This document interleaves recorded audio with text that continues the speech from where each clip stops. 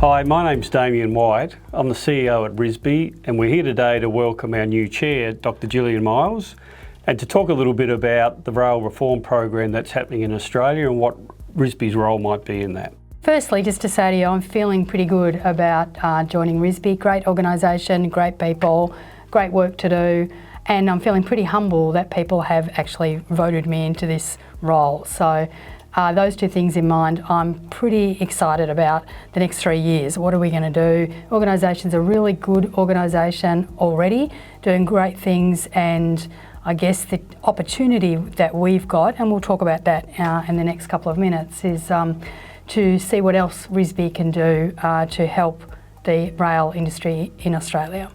So often people have a connection with the rail industry, those of us that have been in it for a while. What's your connection with the rail industry in Australia? That's a really good question. I feel very connected to the rail industry. Rail is pretty important to the whole economy, and my connection to it is because I actually think that road and rail, we need to always be talking about them together as a system. We have to increasingly think about an integrated network. So road, rail and everything else that we do in transport offering. But also think about it's not a competition, it's actually sharing the space and sharing the load and picking up some of those policy agendas where we can work together with both parts of the main trunk of transport. It's palpable to me that government and industry want the same thing. So if you talk to anyone in industry, you talk to anyone in government, everyone wants a more connected, less costly, safer, more efficient rail system in this country. RISSB develops standards, publishes standards, but then essentially they're voluntary about whether people pick them up or do anything with them.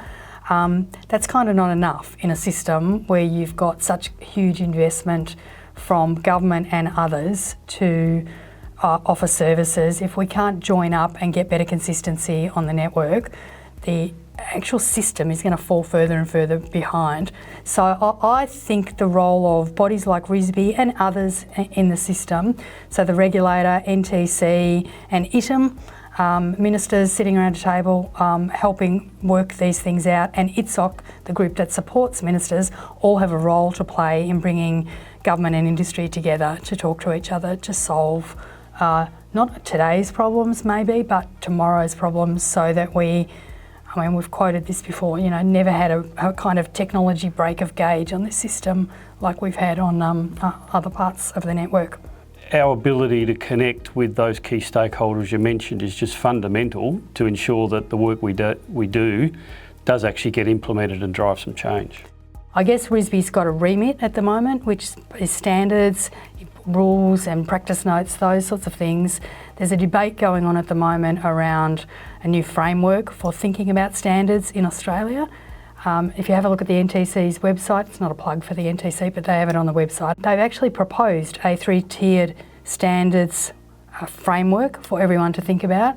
One is a couple of very significant mandatory standards that are absolutely imperative to achieving interoperability outcomes for the system.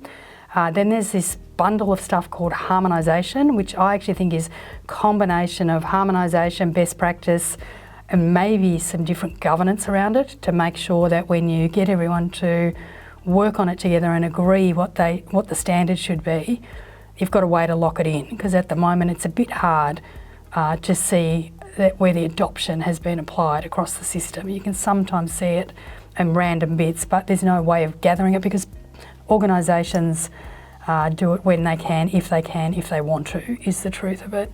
The third part of the standard I think is very interesting and helpful for RISSB, which is what I call a bespoke standards. Lots of the network in Australia is different. Lots is the same, but lots is different.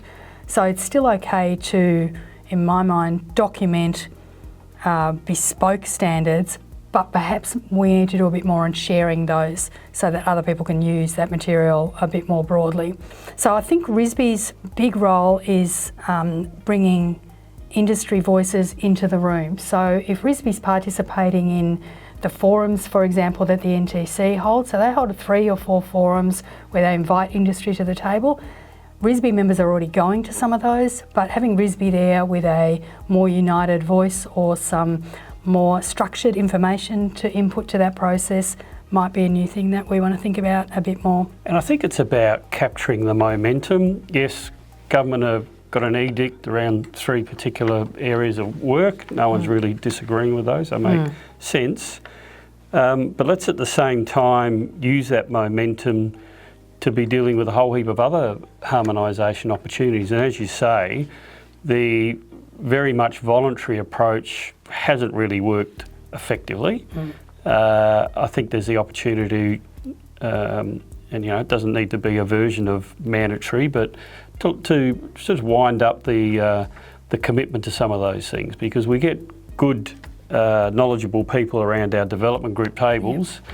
And for all sorts of reasons, great ideas are documented and agreed, and then they don't get implemented always, not universally. And as I say, let's capture that momentum largely around those mandatory standards to actually start to get a little bit more teeth in the other things as well. And learn how to do it a bit differently. So the mandatory process will mean that people will get together and decide things, and then there's a governance mechanism to make sure it happens. I think that we should be thinking about that with the other however many million standards we've got, that bundle of harmonised standards that need to be are better aligned for all the players on the system. We should be thinking a little bit about what governance arrangements could we offer in that space to help lock that in so that people know that that's the standard and start using it. Some things should become non-negotiable, even if they're not legislated. As you're aware, at our last AGM, members voted up a change to our constitution to facilitate the inclusion of 2 government-appointed directors. Yep. How do you think that's going to help the work that RISSB does? Yeah, I think it'll bring great insight from government to the RISSB table. We have it through members anyway, but the people who will join the board will be experts in their field and will be connected to the process of Australian government navigation. So what I mean by that is ITSOC. So basically the people who will come will be nominated by ITSOC, which means there's some connection for us, and it's a two-way conversation between RISSB and all the people that are in government who are deciding standards or investing money or running networks. It's a really good opportunity for RISSB to have a greater avenue and voice into those conversations, in my view, and great to get their knowledge as well on the table every time.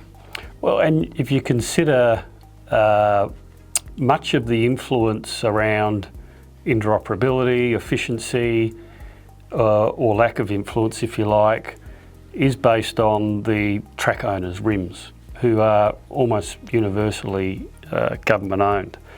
So I think that's yet another lever. We sort of talk about industry universally, above rail, below rail, but I think the key influence for the ability to drive change does come from those rail infrastructure managers. Yeah, and I think there are. This is the complexity of rail. There are other. I agree with you. I think the RIMs are really important, and I think government. We kind of do the same with government. We go government, but there's also government from an investment perspective, government from a planning perspective, government from a funding perspective. So all those things are going on in the background, and it's being able to work with the ITSOC members will be of great benefit for us to help understand that a bit more, but also help contribute voices and knowledge and expertise to those conversations. I'm pretty interested in the way the work that's being led by the National Transport Commission has been developing over the past few years. It aims to achieve, in my language, a kind of simpler, safer, more efficient rail system. Can you tell us what that looks like from your perspective? Well, I think one of RISSB's key roles, because the rail industry is quite fragmented and more complex than it needs to be, I guess, but it is what it is. That's not going to change in a short space of time. RISSB's role is about taking, certainly understanding all those stakeholder needs and taking a bit of a leadership approach in its own right. I think dare I say, historically, we've taken much more of a consensus approach, which has got industry so far. But I think we've got certainly enough capability, understanding of the issues, respect, to start to take a leadership position on some of those things and provide some, solid, sound direction back to people like the NTC of what a good pathway would be to solve some of these issues. One of the things that I've been thinking about with RISSB, and I know you will already have something in place, but I'm very keen to make sure that I spend enough time with members and understand the issues that members are working through and their solutions that we can then take back into those forums. And I think one of the ways that might be helpful for the next 18 months or so would be to set up some regular forums for industry to spend time with us and with representatives from government to thrash through a couple of issues that are very pertinent to the success of the reform that the NTC are leading. So we might set up some more internal type conversations that facilitate outcomes that we can then feed in a bit more to the NTC and into ITSOC as we proceed through the next couple of years. I think they want to hear from us. I think people like you, like RISSB, they appreciate the work done by RISSB, and I think it's the opportunity right now for RISSB to put more on the table. If we can put more on the table, now's the time to do it.